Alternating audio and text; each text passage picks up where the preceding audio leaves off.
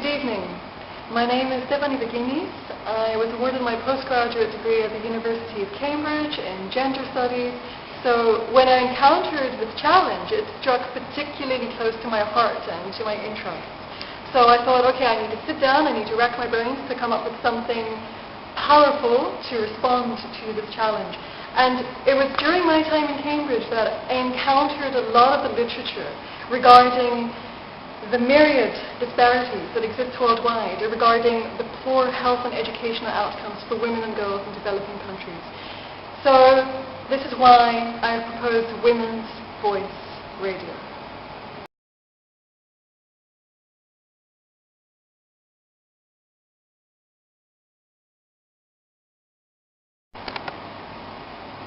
While enabling physical infrastructure is very important, of course, it is only part of the picture. The other part of that picture is information dissemination and communication.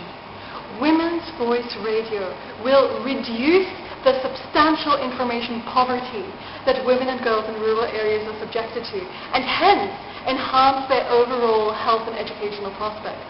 The Women's Voice Radio will increase the information capital that these women and girls have, and hence increase their opportunities for educational attainment, for good health, for well-being.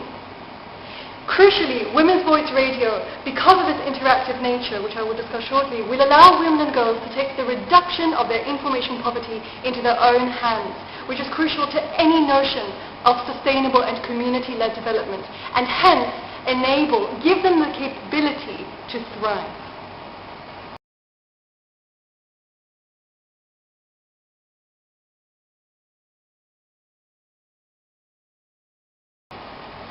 Women's Voice Radio is characterized by 2 points of innovation.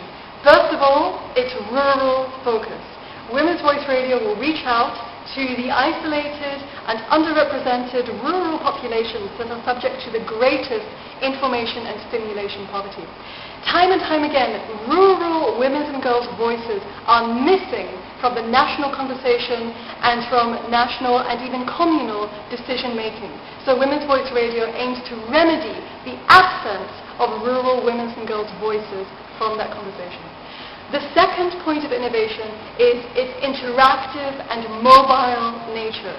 This is going to be crucial to ensuring Women's Voice Radio's relevance.